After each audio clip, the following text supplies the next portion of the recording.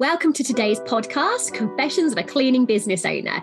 Today, Diane and I are going to be talking about VAT, about our experiences when we and our businesses got registered for VAT, what went right, what went wrong, and what we would be doing differently if we had to do it all again. So Diane, you're going to be starting us off today, aren't you? Yeah, so we've got a masterclass tomorrow night for our DCBM members, all about hitting the VAT threshold. A lot of our members are getting really successful in their businesses and they're growing, and some of them are starting to panic a little bit that they're almost at the VAT threshold. Some of them are even thinking, shall I just stay under? Is that safer? But we're going to do a masterclass on how to manage it, how to prepare for it, and how to hopefully come out the other side and thrive. So we thought we'd chat about it on the podcast, about our experience of VAT registration in our businesses and how it went. So before we start, not everyone's going to even know what the VAT threshold is. And we're throwing these words around. Are you quickly Googling what it actually... Okay, so it's about, Diana, correct me in a second, 85,000. So when your turnover, and it's the turnover, not your profit, and turnover is everything that comes in when you get to 85,000, but it's not when you get to 85,000. They trick you. Is it a rolling 3-month period? It's kind of rolling 12 months, really, but you have to almost predict that you're going to go over the threshold. So yeah, it's slightly complicated, but in sort of cold hard facts, it's 85,000 turnover. But most people do it as it's about 22,000 in 3 months. And if you've got an accountant, they're going, in these 3 months, you've done that, you need to register now. And you're going, but I haven't come anywhere near 85,000. But those accountants get you registered quite early, don't they? Absolutely, yeah. And it's a scary process. And it was a scary process for me at the time because I'd planned for VAT when I started the business. I knew about VAT. What is VAT? Well, it's a 20% tax that you have to add on to your sales. So if you're charging £10 an hour, £15 an hour, you have to add on 20% and you charge your customer and then you pay it to the HMRC. And so I'm just going to cover this a little bit because this is fundamentally seen as one of the biggest problems in the domestic industry. So the actual biggest problem is people don't charge enough. Okay. And so what happens is they hit VAT. So you're charging your £18 an hour. And then somebody says your rates have to go up 20%. Well, that takes you to £21.60. And if you were struggling to sell at 18 and you only went up to £18 maybe a couple of months ago and you haven't got that confidence, suddenly jumping to £21.60, you then don't believe you can get a single customer in. You put all your prices up for your existing ones and you lose or believe you're going to lose half, if not all your customers. And that is being forced on you by the government's tax laws. And that's what people think is going to happen. Yeah, it's like a penalty for success, isn't it? That's what it feels like when it happens. It feels like you're not going to be competitive anymore. It feels like your customers are just not going to pay it. And it feels like, well, I have to go to the tax man. This just isn't fair. It's one for in our industry, it feels like one of the most unfair taxes and the unfair rewards for being successful. And worse than that, so then when people look at this and they go, oh my goodness, I don't want to do that. My customers will never pay it. So then they decide to jump into the commercial industry because commercials can claim back the VAT. So most businesses, if they're VAT registered, they can claim back the VAT. Therefore, to them, you're only £18 an hour. Whereas domestic customers, quite often they can't claim back the VAT. Some can because they run businesses, but let's say the majority can't claim back the VAT. So it is just a 20% increase on their price. And if you can't justify it, it's hard, isn't it? Yeah, it is hard. And it's, it starts with sales skills, doesn't it? And one of my top tips is going to be around improving your sales skills. But let's go back a little bit first. And so when did you first register for VAT, Louise? I've got a clue, Diane. It would have been, I don't know, you could check my records. I'm sure somebody will go onto Companies House and see when it was. Probably 7 years ago, probably. But if someone checks, it possibly isn't. It's around about then, maybe further. And when you had to register, did you plan for it? Was it something that you thought, right, in 6 months' time, we're going to have to register? Did you do it all the right way is what I'm asking? No, so this comes down to why I got into business. I got into business because I wanted the experience of running a business. So register with HMRC, doing the right process and nailing the right process was actually the reason I was in business. So this was great fun to me. It's like a game. It's like a game of Monopoly, isn't it? It's like, ooh, what's the next hurdle? What am I going to land on? So I've got to say, the method that I used, we nailed it. Did my business no end of good. But before we come on to this, and I still teach this, and I know you teach the method that I use because it was brilliant, and I would advise anyone to do this, and I will be talking about it. But let's hear about yours first. Oh, see, yeah, I don't think I was as organised, and certainly I knew that I was going to have to register for VAT. We registered for VAT really relatively quickly, I think in the first year and a half of the business, and I just whacked my prices up 20%. just went for it. Probably like I did everything at that time was like, well, that's just how much it is, and I didn't really think too hard about it. And unfortunately, the position the business was in at the time, I kind of left myself open to other people taking advantage of that 20% price rise, shall we say. So the biggest hit from me was not so much customers cancelling, it was team members taking the opportunity to actually take customers from me because of the price rise. So it was like a combination effect. It was horrific. I'll be honest. It was horrific. And then the downside of that, the reality is you've just gone VAT registered. You've lost loads of customers. You've probably lost loads of staff by your story, and you've dropped below the VAT threshold. So now you're making less than 85,000, but you still have to pay that 20%. Yeah. And you shouldn't really be registered at that point. You are now making significantly less than you did before. Yeah. So it was pretty, I probably made every mistake going. So, but it wasn't so much that I didn't know it was coming. I just thought, well, of course I'm going to have to put 20% on my prices. I kind of just didn't think too much, obviously, about the effect it was going to have on my clientele. And at the time we were 15. So we went from 15 to 18 pounds, per hour. It was a really tough time. I probably lost about a third of our business over the space of 2 months.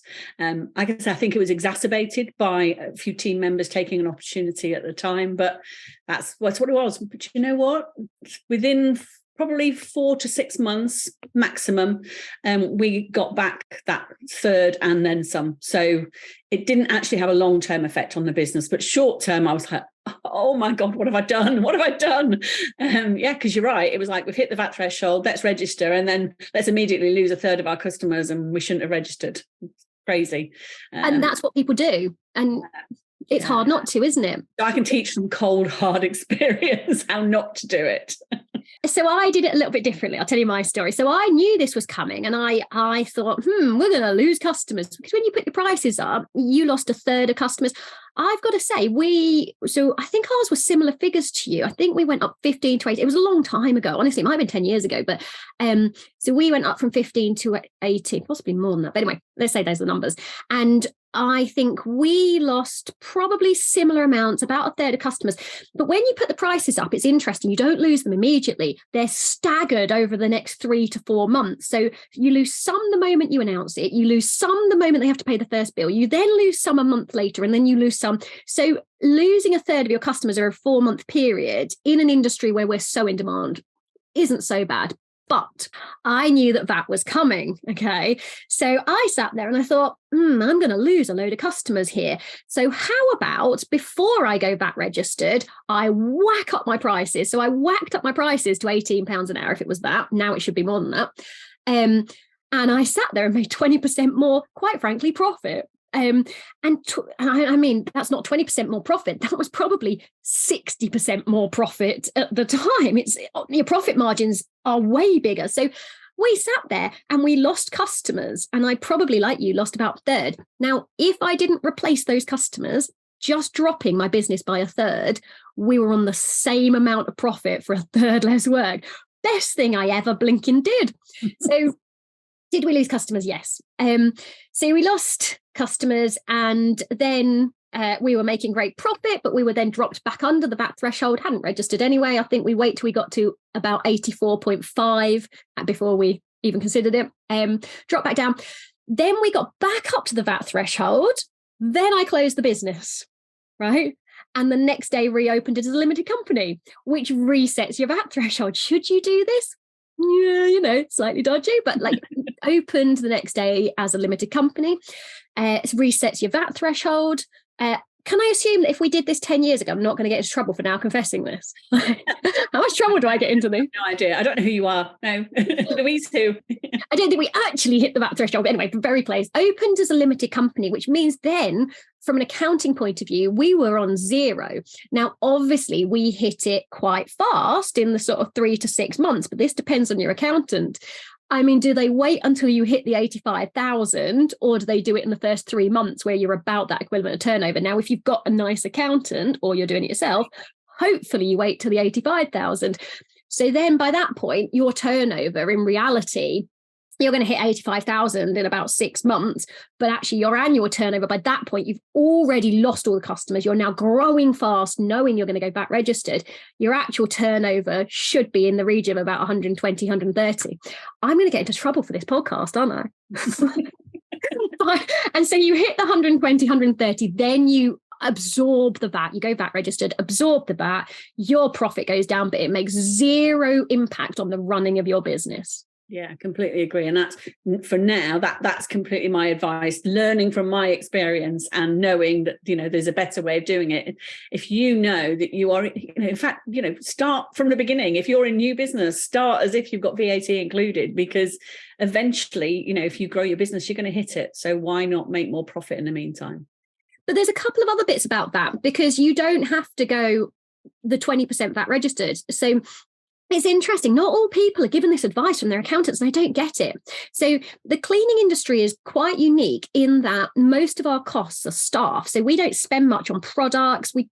Obviously we buy products, and we've done plenty of podcasts about buying products, but actually as a proportion of our income or turnover or expenditure, whatever you're looking at, it's tiny. We don't spend that much. If you're spending a lot, please start buying professional products. So going on the flat rate scheme is brilliant. The flat rate scheme means you can't really claim a lot back from the VAT man, doesn't it? So if you were spending a lot on products, on vacuums, so like a shop buying and selling, you could claim the VAT back. But we don't really want to claim the VAT back because there's not much to claim back. And even on the flat rate scheme, you can claim back, is it once a year? I'm looking at you, Diane. I kind of know this. So once a year, you can claim back a major purchase of around about £2,000 from one supplier. So, of course, we bought all our vacuums in one go. But it means that you're paying 11% in your first year and 12% in the second year on your flat rate scheme. So we were still charging 20% to the customers, yet you only had to pay 11%. Yeah, that's definitely a way of softening the blow as you start this. So especially, hopefully you've planned, hopefully you've already included your price plus VAT for your customers for long enough that you've got a nice cash buffer. But also it means that when you do go VAT registered, you go on the flat rate scheme to start with. And then that means that you're only, it's 11%, as you said, for the first year. You're only paying the HMRC 11%, but you're charging your customers 20%. Easy. And then the next rate kicks in. So this is the problem, isn't it? I've sat there in the past, I've done the calculations on this. And if you actually look at the profit, I can see why people sit under that VAT threshold, because actually between the 85 and I think it's something like £130,000, you are better off staying under 85 than any. You've got to smash through it, haven't you? Yeah, so you've basically, and if you look at going from 85 to between about 120, 130, where you start to make the same profit that you were on pre-going VAT registered. So you've got between 120 and 130,000 and the next VAT threshold, which I think is about 150, although Diane's checking as we speak. I'm Googling as we speak. Where you will make more profit, but then you hit the next VAT threshold. And that is where you now suddenly have to move off the flat rate scheme, the 12% scheme, and you move to your now got to pay 20%.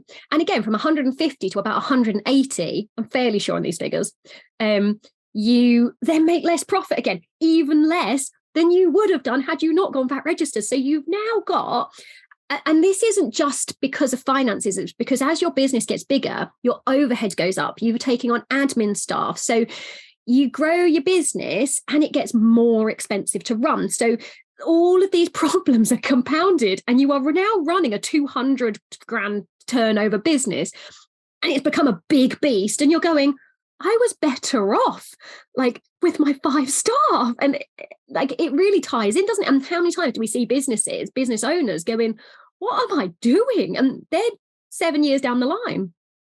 Yeah. And that's the challenge, isn't it? Is that you're right. At £84,000 turnover, you'll be making more than you will be at 120. It's scary, but it's either go big or go home almost, isn't it, on it? Yeah, and this is the advice I give to people. I'm like, you've got to break 200 grand. If you push past the 85, you have to get from 85 to over £200,000 turnover as quickly as humanly possible, because there are breaks in that bit, but pretty much the whole process, you'd be better off staying under unless you go thoroughly over. Yeah, so long as you're charging enough and making a decent profit, staying under. And it just become about your margins, doesn't it? And all that sort of thing. So what do you think? I mean, I've got some top tips for how to make this transition easier. Obviously, don't make the mistake I did and follow Louise's example and plan for it and put your prices up in advance. So if you're anywhere near tomorrow, your next client has to be what your current price would be plus VAT. Without doubt, because otherwise you're not preparing for it. But you need to brush up on your sales skills as well, because if you're struggling, like Louisa said, to sell at 18, then you're really going to struggle at £21.60. So sales skills are absolute key for me, and it's something I've not struggled with in the business. But even me, when I put the price up, I still feel a little bit on that first one, like, oh, they're not going to go for it. I sometimes wonder, I think we've talked about this in the past, I think part of the problem is actually people don't believe in their own service. And that's where they struggle to sell a little bit, because they don't actually believe their service is worth 21.60, 24, 25, pushing to 30 now, guys. Like, it's that bad out there. But do you believe it's worth it? And that's why they can't sell. And if that is the case, and I worked with someone not so long ago, and actually she said, well, I need this brand of vacuum before I believe that I'm worth it. I was like, go out and buy the brand of vacuum then. If that's what it takes for you to believe that you are running a good business. And so sometimes it's not just us teaching you how to sell and quick talking or anything like that. It is actually, have you got solid systems? And I don't want to say systems like computer systems. I mean, is your business run professionally?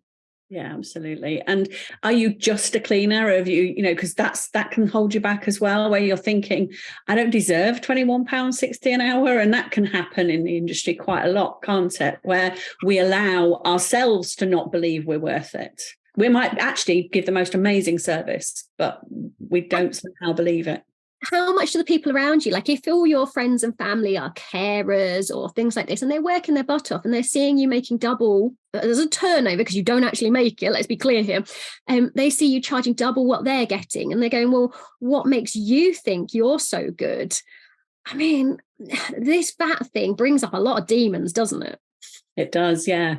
And also I think it makes people revisit, why are they doing this? Did they do this to earn an income from cleaning, or did they do this to build a business? And if you're at the VAT threshold, you're probably at that stage of, what do I want to do with this beast that I've created? And you probably grew it accidentally. A lot of people grow accidentally. So they suddenly go, oh, the VAT man's going to look at me. How do I split my business? How do I stay off the radar? What's going to happen? Oh my gosh, it's not just domestic and commercial, all these sort of ways. And it's just like, what, if you're there and you're good enough to grow the business to that size, you're good enough to go to the next level. Yeah, but it ties in with, now you suddenly have to know about COSH. Oh, suddenly you've got enough staff. You now have to register accidents, what that's called, accident reporting properly. The laws change a little bit. None of it's that scary. I mean, we've been through it. If we can do it, you can do it. And plus, the DCBN set up. We literally have the answers. If you're there and scared, how many videos, training videos, tutorials, oh my gosh, they're all there. And that's what we're going to do tomorrow night, isn't it? We're going to talk everybody through how to prepare, how to register, what scheme they need to be on, how they account for it, and just generally also how they can kind of push through and make the choice, I suppose. Like, okay, 80,000 turnover is great. Do I want to do what's next? Am I prepared for it? And is it, in my skill set? Have I brushed up on my skills, got the right training, the right support? Because that's, what DCBN is all about. In fact, actually, we had somebody that's been listening to our podcast join us recently. Because we've been talking more, I think, about the DCBN and this ongoing support, not just from us, but from our members, because we can go in our private group, can't we, and ask a question, and within 10 minutes you've got 5 or 6 people giving you their suggestions as to what to do, and they don't hold back. It's really nice, positive support, but sometimes it's honest support too, which is always really good. I think it depends. Like if you're in business, you don't want the niceties. You don't want someone to go, oh, poor you. You want someone to go, how do you solve it? Whether you like it or not, you have to get a thick skin, because customers aren't going to hold back. So you need to know the answers, and you need to know the answers fast and brutally. Yeah. Well, hopefully that's given everybody a bit of an insight into our slightly different journeys with VAT. And I don't know where you are at, you guys that are watching or listening, and where is your cleaning business. But, reach out, if you need some support, then that's what we're here for. We've been there, done it, made the mistakes or not, but we've also learned the right way of doing things. And we're here to kind of help everybody else to not make those mistakes, I suppose. So have you got a top tip for getting through VAT, Louise? Put up your prices before you hit VAT, because you're gonna have to put up your prices anyway. So whatever it is that is stopping you believing in yourself, whatever it is, take a good long hard look at yourself and make a rational business decision. And you're gonna have to work out a way of letting go whatever's holding you back, because this business needs you to put the prices up, because that is how you run a business. Yeah. And I think mine's the same. It's the confidence. Get those sales skills, get confident about your business, and that you are worth it. And you'll get through it. You'll be fine. And if you're not worth it, change and make yourself worth it.